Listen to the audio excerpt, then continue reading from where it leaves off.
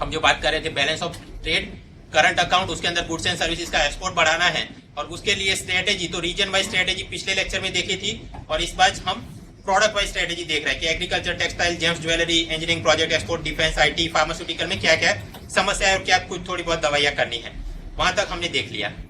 अब आगे चलते हैं। ओके, टारगेट देख लिया $900 billion and 3.5% of world export. Trade agreement के नाम पे ट्रांस अटलांटिक, ट्रांस पैसिफिक, वो सब बातें करी। स्ट्रेटेजी अभी देख ली रीजन वाइज, प्रोडक्ट वाइज। अभी यहाँ पर ये सब लागू करने के लिए भारत में भी कोई स्कीम चलानी पड़ेगी, राइट? राजीव गांधी के नाम पे या दीनदयाल के नाम पे, और ईज ऑफ डूइंग बिजनेस के नाम पे कुछ करना पड़ेगा। तो कलेक्टिवली ये सारी चीजों पे अब फोकस करते हैं और उसके बाद ब्रेक लेंगे कि हमने एक्सपोर्ट बढ़ाना है, इंपोर्ट रिड्यूस नहीं करना है, रैशनलाइज करना है। आप शब्द पे गौर करिए, ये नहीं बोला कि इंपोर्ट कम करना है, उसको रैशनलाइज करना है। क्यों? देखिए, इंपोर्ट सब्स्टिट्यूशन पॉलिसी पहले भी आजमा चुके हैं, राइट? वो लाइसेंस कोटा इंस्पेक्टर राज फिर आ गया और कैसे समझ, तो मतलब हर चीज जहां पे सस्ती मिले तो हाँ इंपोर्ट करो, रैशनलाइज करने की आवश्यकता है, कम नहीं करना है। खैर, तो इसके अंतर्गत एक तो टैक्स की बात करेंगे कि ये एंटी डंपिंग ड्यूटी और काउंटर वेलिंग ड्यूटी में क्या फर्क है। फिर ये ड्यूटी स्क्रिप्ट के नाम पे MEIS और SEIS ये क्या स्कीम चल रही है नई जो लागू की गई।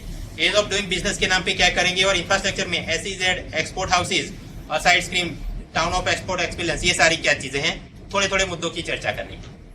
सबसे पहले टैक्स, ये एंटी डंपिंग ड्यूटी और काउंटर वेलिंग ड्यूटी, इनमें क्या अंतर है एक उदाहरण से समझते हैं। चाइना स्टील प्रोडक्शन उनका बढ़िया है, लेकिन धीरे धीरे वो उनकी इकोनॉमी में मंदी है, तो स्वाभाविक है जो भी स्टील बना वो उसकी उनके लोकल मार्केट में खपत हो नहीं रही है। ऐसा 4 मिलियन टन का सरप्लस स्टील इनके पास पड़ा है। अब चीन वाले क्या कर रहे हैं, चीन के अंदर ही जिस दाम में प्रति टन वो स्टील बेच रहे हैं, उससे सस्ते दामों में भारत, USA और यूरोपियन यूनियन में वो बेचा जा रहा है। So this is one type of dumping case, right? Dumping का मतलब क्या है, you are selling the goods or services in the foreign market at a lower price than you are selling in your domestic market। ऐसा क्यों? ताकि एक तो कि यहाँ कोई मिल रहा है, सेकंड की वो विदेशी मार्केट हमने कैप्चर कर लेना है। अब ऐसा करने से स्वाभाविक है भारत के डोमेस्टिक स्टील मेकर्स को नुकसान होगा, राइट? ये लोग सस्ते में माल दे रहे हैं, तो भारत सरकार सोच रही है कि ऐसे चाइनीज स्टील के ऊपर हम प्रति टन $180 से $300 का और ड्यूटी लगाएंगे। तो ये क्या चीज हो गई, एंटी डंपिंग ड्यूटी। अब प्रीलिम में कैसे परेशान कर सकता है, जुरिस्डिक्शन के नाम पे, कि डंपिंग ड्यूटी कौन पकड़ता है और कौन लागू करता है। सबसे पहले कॉमर्स मंत्रालय के अंतर्गत आता है director general of anti dumping and allied duties, DGAD। तो जो भी भारतीय व्यक्ति या कंपनी को समस्या है वो लोग इसको फरियाद करेंगे। देन ये DGAD इन्वेस्टिगेट करेगा कि सच में डंपिंग का केस बनता है कि नहीं। वो फिर फाइल फॉरवर्ड करेगा कॉमर्स मिनिस्ट्री को। कॉमर्स मिनिस्ट्री वो फाइल फॉरवर्ड करेगी फाइनेंस मिनिस्ट्री के अंतर्गत central board of excise and customs, और ये लोग फिर डंपिंग ड्यूटी लागू करेंगे कौन से कायदे के अंदर, कस्टम टैरिफ एक्ट 1975। तो मतलब प्रीलिम पॉइंट ऑफ व्यू से क्या याद रखना है कि भाई कॉमर्स मंत्रालय या director general of foreign trade वो ड्यूटी लागू नहीं करता है, ही ओनली रेकमेंड्स।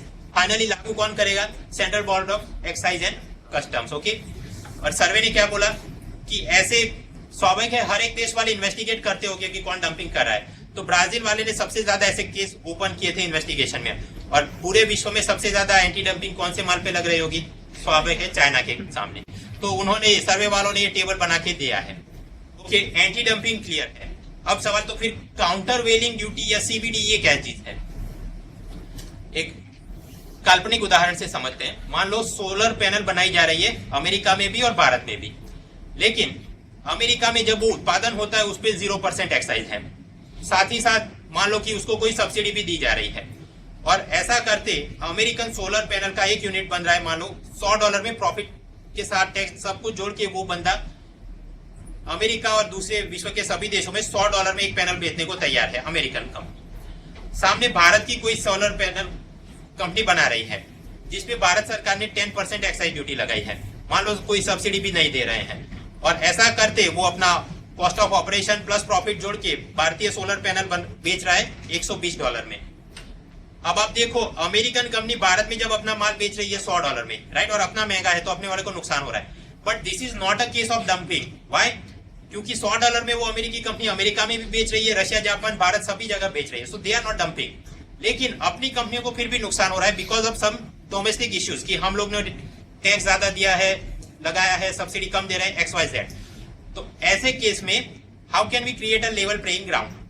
स्वाभाविक है ये बाहर वाली चीज पे कोई टैक्स और लगाना पड़ेगा apart from custom duty, right? तो मान लो यहाँ पर सरकार, भारत सरकार $20 इसके ऊपर नई ड्यूटी लगाती है ताकि Indian company, American company equal footing पे आ सके। तो ऐसे को हम क्या बोलेंगे? Countervailing duty.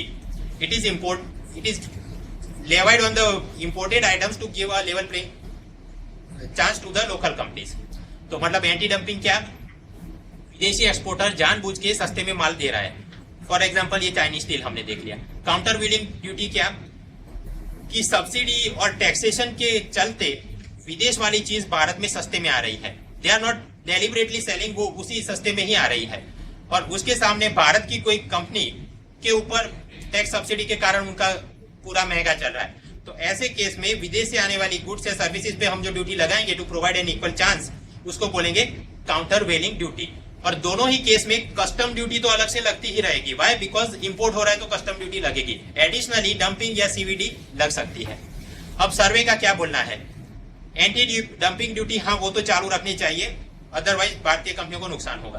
बट ये काउंटर वेलिंग ड्यूटी वाली चीज खत्म कर देनी चाहिए जब आप गुड्स एंड सर्विसेज टैक्स लेके आओ, राइट? वहां पर सारे सेस सरचार्ज सब कुछ अबॉलिश कर देना है। बाहर से कोई भी गुड्स एंड सर्विसेज आप आयात कर रहे हो उस पर 2 ही टैक्स लगने चाहिए। फर्स्ट इज कस्टम ड्यूटी और दूसरा integrated goods and services tax, IGST। वो पूरा मैटर क्या था L4 P4 पावर पॉइंट में आप देख लीजिएगा, ठीक है? तो टैक्सेस के नाम पे ये डंपिंग और CVD हमने देख लिया। अब यहाँ पर आते हैं ये ड्यूटी स्क्रिप्ट। पिछले सालों में ऐसी 5 स्कीम चल रही थी। Focus product scheme, focus market scheme, market link product scheme, agriculture infrastructure incentive, विशेष कृषि एवं ग्राम उद्योग योजना। ये सबको खत्म करके अब केवल 2 ही स्कीम चलेंगी। एक है MEIS मतलब merchandise export from India scheme और दूसरा है SEIS मतलब service export from India scheme. नाम से ही सिद्ध है, ये वाला गुड्स के लिए और ये वाला सर्विस के लिए। बेसिक फंडा क्या है ये ड्यूटी स्क्रिप्ट स्कीम का?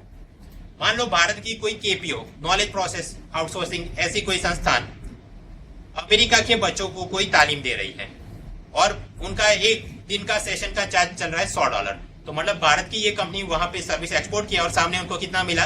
$100 मिल गया, राइट?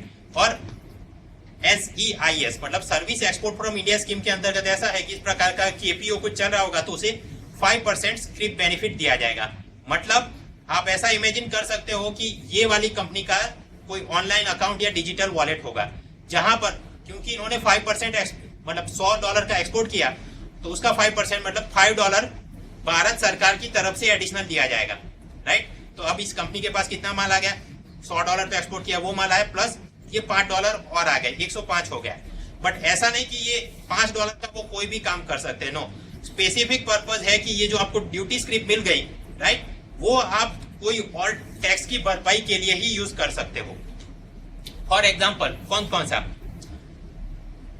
यही आप मान लो ये जो KPO वाले मैडम थी, रशिया से उसने कास्परस्की इंटरनेट सिक्योरिटी ऐसा कोई DVD डाउनलोड कर लिया या इंपोर्ट किया तो स्वाभाविक है उस पर कस्टम ड्यूटी लगेगी, right? But since she is using that thing for exporting some service, तो जब भी वो कस्टम ड्यूटी यूज भरनी पड़ेगी तो वो $5 अपने वॉलेट से यूज कर सकती है।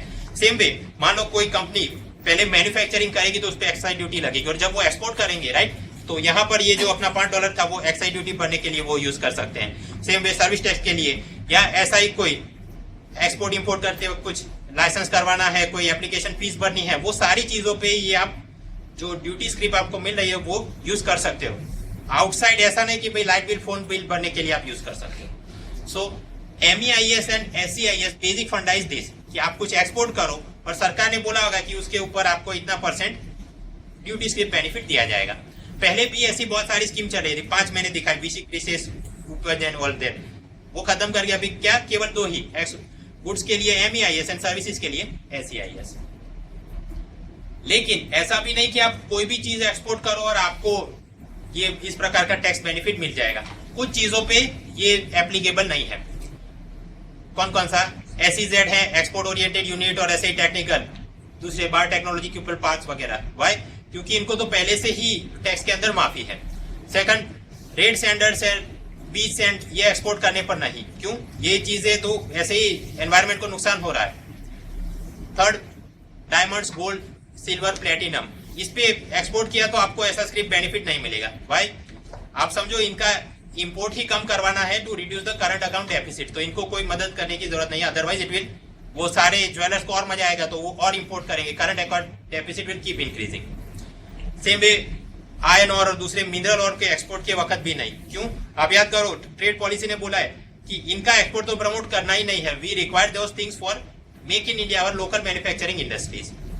और उसी लॉजिक पे सीरियल, शुगर, मिल्क, मीट, ऐसी फूड आइटम के ऊपर भी आप एक्सपोर्ट कर रहे हो तो स्क्रिप बेनिफिट नहीं। वाई? अदरवाइज और एक्सपोर्ट बढ़ता जाएगा, then it will lead to food shortage in India and subsequent food inflation. तो मतलब ऐसे सभी के ऊपर ड्यूटी स्क्रिप बेनिफिट नहीं है। ये कुछ ऐसे एक्सेप्शनल केसेस है जहां पर नहीं मिलेगा। अब ये फॉरेन ट्रेड पॉलिसी से भारत की चाय की कंपनियों को ऐतराज है। क्यों ऐतराज है? पहले मैंने बताया 5 स्कीम चल रही थी, राइट? उसमें एक थी विशेष कृषि एवं ग्राम उद्योग योजना, जहां पर ऐसे चाय के एक्सपोर्ट पे 5% ड्यूटी स्क्रिप बेनिफिट मिलता था। अब ये चाय का एक्सपोर्ट, वो सारी स्कीम खत्म, राइट? और अब कौन सी स्कीम में ये फिट होगा? चाय मतलब it is one type of goods, so merchandise export from India scheme, MEIS। लेकिन यहाँ पर इनको केवल 3% ड्यूटी स्क्रिप बेनिफिट मिलेगा। तो स्वाभाविक है पहले से इनके हाथ में कम पैसा आएगा, राइट? वो जो बैक एंड में जो भी टैक्स भरने के लिए है, तो इनको स्वाभाविक है मजा नहीं है। और इनका ये भी बोलना है कि Kenya and east African countries they have captured our market in Russia, CIS, Iran, Iraq, तो हमको तो और टैक्स में इंसेंटिव देने चाहिए, सस्ते में लोन मिले चाहिए, वो चीजें। एज सच ये चाय वाली लॉबी बोल रही है कि 3% नहीं बढ़ा के हमको 7% ड्यूटी स्क्रिप बेनिफिट आप दो। खैर, तो स्क्रिप्ट एंड स्कीम के अंदर MEIS, SEIS फंडा हमने समझ लिया। 2 स्कीम पहले से ही चल रही है एडिशनली। एक है EPCG, मतलब export promotion capital good scheme. फंडा ये है, आप कोई भी machinery, right, software, spare part, catalyst, ऐसा कुछ मंगवाते हो और उसकी मदद से कोई उत्पादन करके आप वापस एक्सपोर्ट कर रहे हो, राइट? सो इन सच केसेस जो भी आपने ऐसा कैपिटल गुड्स मंगाए हैं उसको आपको कोई कस्टम ड्यूटी नहीं भरनी पड़ेगी, duty free import is allowed. और याद ये रखना है कि सॉफ्टवेयर भी और केमिकल कैटालिस्ट भी इस श्रेणी में ही आते हैं कैपिटल गुड्स के अंदर, ये स्कीम के अंतर्गत। और एक स्कीम चल रही है 2011 से ही, निर्यात बंधु योजना। इसका फंडा ये है, जैसे वो सेतु था स्टार्टअप कंपनियों का हैंड होल्डिंग इंक्यूबेशन, राइट? उसी प्रकार से कोई नया बंदा एक्सपोर्ट करना चाहता है तो ऐसे निर्यात बंधु को सरकारी डिपार्टमेंट की तरफ से हैंड होल्डिंग, इंक्यूबेशन, ये वाला फॉर्म भरना है, वो सारी चीजें मदद की जाएगी। तो एग्जिस्टिंग ये 2 थे, EPCG निर्यात बंधु, नया क्या लेके आए? MEIS and SEIS। अब यहाँ पर आते हैं ईज ऑफ डूइंग के नाम पे क्या। सबसे पहले बॉर्डर ट्रांसपोर्ट में कुछ रिफॉर्म्स। कोई भी माल बाहर एक्सपोर्ट में जा रहा है using land routes, water routes, air routes, तो ऐसा कोई भी एक्सपोर्ट कंसाइनमेंट राज्य की या केंद्र की कोई भी एजेंसी उसको they will not confiscate it. मान लो अगर कोई इसके पास डॉक्यूमेंट नहीं है या XYZ रीजन, तो उसको पकड़ा नहीं जाएगा, केवल उसे अंडरटेकिंग लेके माल बेच सकते हैं। और ये केवल किस लिए? ये तो रेगुलर रीजन, ऐसा भी नहीं कि भाई वो हथियार और नार्कोटिक ड्रग्स लेके जा रहे फिर भी छोड़ दिया। बट फॉर अदर थिंग, मान लो कोई डॉक्यूमेंट नहीं है या XYZ क्लियरेंस नहीं है, तो नया एक अंडरटेकिंग लिखवा के उसको जाने देंगे। इन वर्स्ट के सिनेरियो, अगर एक्सपोर्ट का कोई स्टॉक इन्होंने जब्त भी कर लिया तो 7 दिनों के अंदर वो रिलीज भी कर देना होगा। ऐसा क्यों? One type of ease of doing business. Otherwise फिर डिले अगर डेडलाइन ना हो सकता है वो सारे फिर उससे रिश्वत भी मांग सकते हैं, right? So this reforms are taken. Same way अपने एयरपोर्ट्स और सी पोर्ट के ऊपर 24/7 कस्टम क्लियरेंस दिया जाएगा। अगर आप कोई एग्रीकल्चर या पेरिशेबल कमोडिटी एक्सपोर्ट कर रहे हैं तो जल्दी आपको क्लियरेंस दिया जाएगा।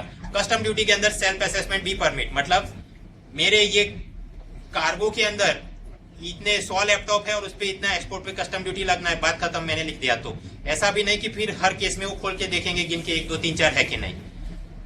तो मतलब बॉर्डर ट्रांसपोर्ट के अंदर क्या क्या नए रिफॉर्म्स, ये वाले रिफॉर्म्स।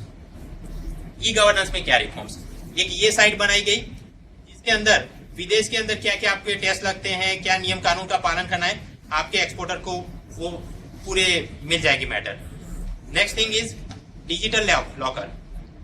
अब याद करो ऐसा कुछ चल रहा है कि डिजिटल लॉकर के अंदर आप ऐसे ऑनलाइन साइट पे अपने birth certificates, college degrees, school living ये सारा अपलोड कर लो। और जब भी आपको पासपोर्ट के लिए अप्लाई करना है, कोई सरकारी नौकरी में अप्लाई करना है, वो केवल एक बटन क्लिक कर दो और सारे डॉक्यूमेंट्स वहां पे चले जाएंगे, राइट। तो वो क्या था, डिजिटल लॉकर। अब सरकार इंपोर्टर और एक्सपोर्टर को भी ऐसा फायदा कराने वाली है कि वो ये वाली साइट पे जाएं और एक बार अपना पैन कार्ड नंबर, अपना registration number, bank account number ये सब कुछ लिख के दे दिया, मोबाइल ईमेल आईडी सब कुछ, तो हर बार उसने जो भी अप्लाई करना है, क्लियरेंस लेना है, एक बार बटन दबा दे, वो सारा डिटेल वापस वहां पे चला जाएगा। हर बार एक एक करके अपलोड नहीं करना है। तो उनको इस प्रकार की डिजिटल लॉकर की सुविधा दी गई। इवन ऐसे कंपनी का चार्टर्ड अकाउंटेंट, कंपनी सेक्रेटरी ये लोग भी चाहे तो उसके बाद ही अपलोड कर सकते हैं। ऑनलाइन सारे टैक्स फीस आप पे कर सकते हो। और ये जो ड्यूटी स्लिप बेनिफिट था उसका टेक्निकल ये होता है कि अब याद करो वो $100 जो ये वाले मैडम ने एक्सपोर्ट किया, राइट, सर्विस, तो इसके बैंक अकाउंट जो होगा अलग से उसमें पैसा गया होगा, तो इसलिए बैंक से वो सर्टिफिकेट लेके सरकार को देना पड़ता, तब जाके उसको $5 ड्यूटी स्लिप बेनिफिट मिलता। तो ये पूरा electronic bank realisation certificate scheme system कर दिया, ऑनलाइन ही पूरा सर्टिफिकेट चला जाएगा और इसके खाते में पैसा आ जाएगा, ताकि जल्दी जल्दी ड्यूटी स्लिप बेनिफिट दिया जा सके। बॉटम लाइन इज ये सारे रिफॉर्म से क्या फायदा, इंपोर्ट एक्सपोर्ट कुछ भी करना हो, मैक्सिमम आपको केवल 3 ही डॉक्यूमेंट्स जमा कराने पड़ेंगे। मैक्सिमम कोई भी इंपोर्ट एक्सपोर्ट क्लियरेंस आपको 3 महीने में मिल जाएगा। एंड एंड रिजल्ट कि इंपोर्ट एक्सपोर्ट करते वक्त आपको जो ऑपरेशनल कॉस्ट आ रहे हैं वो पहले से कम हो जाएंगे। तो ठीक है, एज ऑफ डूइंग में ये इंस्पेक्शन और ई गवर्नेंस के आपने देख लिया क्या सुधार। स्टेटस होल्डर की नई स्कीम लेके आए। स्टेटस होल्डर क्या है, ऐसे एक्सपोर्ट हाउसेज जिन्होंने बहुत एक्सपोर्ट किया है, जिसके चलते भारत के करंट अकाउंट डेफिसिट कम करने में उन्होंने मदद की है, और ये एक्सपेक्ट कर रही है सरकार के ऐसे लोग वो निर्यात बंधु नए खिलाड़ियों को भी कुछ हैंड होल्डिंग मदद करें। तो मतलब ऐसे जो बड़े हाउसेज हैं जो जिन्होंने बहुत एक्सपोर्ट किया है, सबसे पहले उनका क्लासिफिकेशन किया जाएगा 1 star, 2 star, 3 up to 5 star. और ये रेटिंग डिपेंड करना है कि आपने हर साल कितने मिलियन $US का एक्सपोर्ट किया है।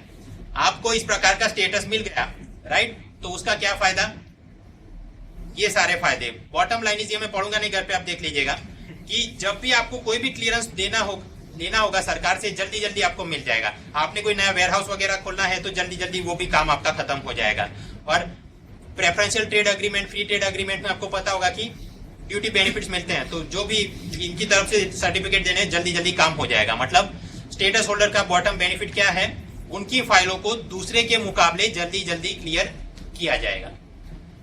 राज्यों को भी इन्वॉल्व करेंगे, जैसे हर एक राज्य को बोला है कि आप अपने एक्सपोर्ट कमिश्नर नियुक्त करो जो कि केंद्र सरकार के साथ कोऑर्डिनेट करें, और जो जी आपके भी बड़े एक्सपोर्टर हैं उनको कोई अवार्ड्स देने चाहिए ताकि वो मोटिवेट होते रहें।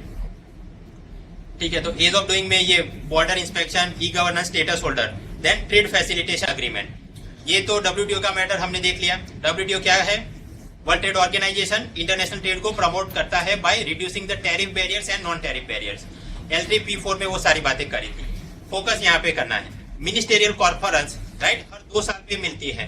9th कॉन्फ्रेंस इंडोनेशिया के बाली में मिली 2013 में, तो अब दूसरी कब मिलेगी, 2013 + 2 मतलब 2015 में। और कहाँ पर, 10th ministerial conference will be in Nairobi, Kenya. तो ये याद रखना है MCQ में कि हाँ 9th तो बाली, 10th इज केन्या। अब जो 9th वाली थी बाली समिट, उसका आउटकम क्या था, एक तो लीस्ट डेवलप कंट्री को duty free, quota free access दिया जाएगा। सेकंड, वो फूड सब्सिडी रिलेटेड इशू था तो पीस क्लॉज लेके आए। And third was trade facilitation agreement, TFA। उसका बॉटम लाइन भी आपने को पहले लेक्चर में देख लिया है। अभी अपना कस्टम क्लियरेंस सिस्टम ऐसा है जिसको बदल के इस प्रकार का करना है। उसे कैसे करना है और क्या फायदे होंगे, वी हैव सीन दिस। अब आप याद देखो, पिछली स्लाइड में मैंने जो जो बातें करी, ई गवर्नेंस वाली या बॉर्डर पे चेकिंग वाली सारी बातें, मतलब फॉरेन ट्रेड पॉलिसी 2015 के अंतर्गत, राइट, ये सारे रिफॉर्म्स क्यों लिए जा रहे हैं, to facilitate the implementation of this trade facilitation agreement. तो मतलब ये तो मैटर पहले कवर कर लिया था। अब लास्ट मैटर पे आते हैं, इंफ्रास्ट्रक्चर। एक्सपोर्ट इंफ्रास्ट्रक्चर में बात करनी पड़ेगी। एक तो SEZ, other export houses, then town of export excellence and ASIDE scheme, एक एक करके देखते हैं। स्पेशल इकोनॉमिक जोन सबसे पहले कहाँ पे शुरू हुआ, इन द ईयर 1965 गुजरात के कंडला में, उसको एक्सपोर्ट प्रोसेसिंग जोन EPZ बोला था, SEZ नहीं। 2005 में फिर सरकार कानून लेके आई और उसको लागू किया गया 2006 से। SEZ का बॉटम लाइन क्या है, एक एरिया को आप डीमार्केट कर लो for the purpose of taxation उसको भारत से अलग गिना जाए, राइट। और फिर उनको टैक्स इंसेंटिव दिए जाएंगे कि अगले 5 सालों तक कोई इनकम टैक्स नहीं भरना है, एक्साइज ड्यूटी तो आपको इतनी कम देनी होगी, ये वो चीज है। बट शर्त क्या होगी कि वो सारा आपने एक्सपोर्ट करना पड़ेगा, राइट। सो SEZ का फंडा क्या है, export promotion through tax incentives. अब SEZ तो स्वाभाविक है, हिंदू वगैरह हमेशा इसको क्रिटिसाइज करते हैं। फॉरेन ट्रेड पॉलिसी ने यह बोला है कि 2005 में कानून आया और 2006 से लागू हुआ, तो तब SEZ के अंदर उन्होंने इतना एक्सपोर्ट किया, इन्वेस्टमेंट जॉब्स कितना था ये, और 2014 में कितना बढ़ गया है, तो ये सारे आंकड़े दिए गए। फॉर एग्जांपल नौकरियां उस वक्त हार्डली 1.3 लाख थी और आज 13 लाख से ज्यादा लोगों को नौकरी मिली है। तो ये सारे पैरामीटर्स में फॉरेन ट्रेड पॉलिसी ये बोलता है कि हाँ, स्पेशल इकोनॉमिक जोन के जरिए भारत को फायदा हुआ है, नुकसान नहीं हुआ है, राइट। सो वो जब हिंदू का पूरा लाइन हमेशा ये चलता है कि एक्सपोर्ट तो बढ़ा ही नहीं है, लैंड एक्विजिशन के नाम पे किसानों को ये वो कर दिया, राइट। सो उसके काउंटर पॉइंट्स यहाँ पे कि फॉरेन ट्रेड पॉलिसी ने आंकड़ों से दिखा है कि राइट, एक्सपोर्ट भी बढ़ा, नौकरियां भी बढ़ी, इन्वेस्टमेंट भी बढ़ा है। लेकिन और काम करने की आवश्यकता है। क्या काम करना है, ये लोग जो भी इंपोर्ट कर रहे हैं रॉ मटेरियल, उसको जल्दी जल्दी क्लियरेंस मिल जाना चाहिए, और बैकएंड में इनकी इंफ्रास्ट्रक्चर बढ़ाने की आवश्यकता है कि ये जो भी अपस्ट्रीम से माल प्रोक्योर कर रहे हैं तो रेल रोड कनेक्टिविटी होना चाहिए। इन्होंने प्रोसेस करके जो भी माल बना दिया पोर्ट्स तक भिजवाना है तो अगेन रेल रोड कनेक्टिविटी बढ़िया होनी चाहिए। सो दिस इज रिक्वायर्ड। SEZ के अलावा भी कुछ एक्सपोर्ट यूनिट है, export oriented units, electronic hardware technological parks, software technology parts, biotechnology parts, right. ये सारा क्या है, एक्सपोर्ट यूनिट। इस पे क्या नया काम, ये लोग भी जो भी चीज रॉ मटेरियल इंपोर्ट करेंगे उस पर कोई इंपोर्ट ड्यूटी नहीं, 0%। कंडीशन की वो सारा माल प्रोसेस करके वापस आपने एक्सपोर्ट करना पड़ेगा। इनके भी अंदर जो भी माल सामान का क्लियरेंस चाहिए 15 दिनों में मैक्सिमम मिल जाएगा। आप याद करो वो industrial licence is required for certain, right. वो शाहरुख खान दारू पीता था और शम्मी कपूर तंबाकू, उसमें लास्ट वाला याद करो, अगरबत्ती। मतलब स्मॉल वो SSI इंडस्ट्री के अंदर अगर कोई बड़ी कंपनी वो माल सामान प्रोड्यूस करना है then they have to take industrial licence, right. लेकिन SEZ वालों को वो लाइसेंस की आवश्यकता नहीं, और साथ ही साथ ये एक्सपोर्ट यूनिट वालों को इस प्रकार के लाइसेंस की आवश्यकता नहीं, बशर्त कि वो सारा जो भी अगरबत्तियां XYZ चीज बनाई उसको एक्सपोर्ट कर देना है। बैंक गारंटी की देनी नहीं पड़ेगी कोई चीज इंपोर्ट करते वक्त, 100% FDI is permitted through automatic route, और ये सारे इंश्योर रिफॉर्म्स हैं वहां पर। इंफ्रास्ट्रक्चर में और क्या काम करना है, ट्रांसपोर्ट और सपोर्ट इंफ्रास्ट्रक्चर बढ़ाना है। ट्रांसपोर्ट इंफ्रास्ट्रक्चर कौन सा, rail road connectivity, airport connectivity भी एक सब करना है। अगले लेक्चर में मिलेंगे अगले शुक्रवार को, तो L7P1 पावर पॉइंट में सर्वे ने क्या बोला और क्या दवाइयां करना है वो सारी बात कर लेंगे। सपोर्ट इंफ्रास्ट्रक्चर ये क्या, मान लो एक ही SEZ के अंदर 3 है, एक प्लास्टिक के वो बकेट बनाती है, दूसरा वो प्लास्टिक के टॉय बनाती है और तीसरा कुछ और कर रहा है। अब समझो हर एक की अगर छोटी छोटी कंपनी है तो वो अपने weighing instrument, quality control labs, packaging machine वो खरीदने जाएंगे, then it will be very costly. तो इनके लिए कॉमन पैकेजिंग लेबलिंग सेंटर की कोई प्रोविजन हो, राइट, कि एक दिन मैं यूज करूंगा दूसरे दिन वो दूसरी कंपनी यूज करे। तो इस प्रकार से कुछ हो तो इकोनॉमीज ऑफ स्केल अचीव किया जा सके, सस्ते में माल बने, एक्सपोर्ट में दबदबा हो जाए। तो क्वालिटी टेस्टिंग लैब बनाएंगे, कॉमन पैकेजिंग, इस प्रकार की सुविधाएं होंगी, वेयर हाउस और बढ़ाएंगे, और फार्मास्यूटिकल एंड एग्रीकल्चर कमोडिटीज के लिए कोल्ड स्टोरेज की प्रावधान करने की आवश्यकता है।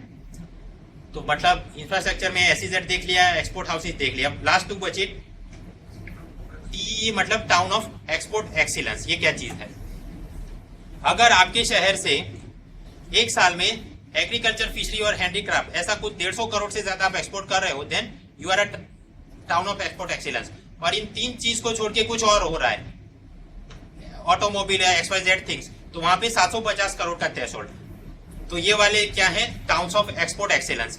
इनको क्या फायदा होगा, केंद्र सरकार इनको अलग से फंडिंग देती है, इनका ये कॉमन वेयर हाउसिंग और ब्रांडिंग पैकेजिंग मशीन खरीदने के लिए, राइट, और जो भी और कुछ काम करना इंफ्रास्ट्रक्चर डेवलपमेंट में। तो ये TE है। नया क्या प्रपोज किया, फॉरेन ट्रेड पॉलिसी ने बोला कि आंध्र प्रदेश के अंतर्गत ये विशाखापट्टनम और भीमावरम, ये 2 नई जगहों पे TE हमको अनाउंस करना है। होमवर्क में आप क्या देखोगे कि गुजरात के अंदर कौन कौन से हैं, वो प्रीलिम में नहीं पूछेंगे, it will hurt you in the interview, तो देख लेना, और हो सके तो इसी स्लाइड को डाउनलोड करके वो लिख लेना। तो मतलब ये towns of export excellence, bottom line is एक हद से ज्यादा आप एक्सपोर्ट कर रहे हो, then you are given this status, और केंद्र सरकार आपको ज्यादा फंड में पैसा देगी to boost your infrastructure. Last scheme is ASIDE, assistance to state for developing export infrastructure and allied activities. नाम से ही सिद्ध है क्या है कि भाई ये ऊपर से कॉमर्स डिपार्टमेंट राज्यों को कुछ पैसा देगा ताकि एक्सपोर्ट रिलेटेड इंफ्रास्ट्रक्चर वो बढ़ा सके। तकलीफ क्या हुई, बजट 2015 में इसका फंडिंग बहुत कम कर दिया, और कम क्यों कर दिया इसके लिए ये आदमी जिम्मेदार है। ये कौन है? Y Reddy 14 finance commission. ये क्या बोल के गए कि पहले 32% टैक्स डेवोल्यूशन था, उसको बढ़ा के कर दिया 42%, राइट। और फिर अब बोलना ये है केंद्र सरकार का भी हम इतना पैसा दे रहे हैं तो फिर राज्यों को अलग से क्यों पैसा दे, अब आप अपने ही जेब से पैसा निकालो और एक्सपोर्ट इंफ्रास्ट्रक्चर डेवलप करो। तो फॉरेन ट्रेड पॉलिसी ये बोल रही है कि एज सच असाइड में ये केंद्र सरकार का पैसा कम आने लगा, तो मतलब अब क्या करोगे आप, असाइड स्कीम को थोड़ा और रिस्ट्रक्चर करना है, रेशनलाइज करना है, ताकि थोड़ा ही पैसा आए तो भी चल के अच्छा काम कुछ हो सके। ठीक है, तो बैलेंस ऑफ पेमेंट और उसका करंट अकाउंट, यहाँ पर गुड्स एंड सर्विसेज, उसका एक्सपोर्ट बढ़ाने के लिए फॉरेन ट्रेड पॉलिसी 2015, राइट, वहां पर target 900 billion 3.5% of world export. Trade agreement के नाम पे trans Atlantic, trans Pacific, RCEP, उसके फायदे नुकसान भारत के पॉइंट ऑफ व्यू से देख लिए। स्ट्रेटेजी के अंदर रीजन वाइज देख लिया था लास्ट टाइम, प्रोडक्ट वाइज आज के लेक्चर में देख लिया। आगे स्कीम्स और एज ऑफ डूइंग के नाम पे एक तो टैक्स के अंदर क्या क्या फर्क है डंपिंग और सीवीडी में, राइट। फिर स्क्रिप्स के अंदर नई स्कीम लेके आए MEIS and SEIS। Bottom line is आप कुछ एक्सपोर्ट करो और इतने % आपको ड्यूटी स्लिप मिलेगा, but not for all products. उसके अलावा एक्सपोर्ट कैपिटल गुड्स के ऊपर निर्यात बंधु, ये सारी चीजें। एज ऑफ डूइंग में क्या, बॉर्डर इंस्पेक्शन में कुछ रिफॉर्म्स, ई गवर्नेंस के नाम पे डिजिटल लॉकर आपको देंगे, राइट। आप एक हद से ज्यादा एक्सपोर्ट कर रहे हो तो 1 स्टार 2 स्टार ऐसा आपको स्टेटस दिया जाएगा, और सब्सिक्वेंटली जल्दी आपकी फाइल क्लियर करोगे आप। एक्सपोर्ट इंफ्रास्ट्रक्चर में SEZ से फायदा हुआ है, यस हुआ है, बट और उसमें इंफ्रास्ट्रक्चर बढ़ाने की आवश्यकता है। दूसरे एक्सपोर्ट हाउसेस में क्या क्या छोटे रिफॉर्म्स हमने देखा, टाउन ऑफ एक्सपोर्ट एक्सीलेंस, और राज्यों के लिए असाइड स्कीम हुए क्या है थोड़ा मैटर देख लिया। अब एक ब्रेक लेंगे और उसके बाद फॉरेक्स रिजर्व एक्सचेंज रेट उसकी कुछ बातें करेंगे।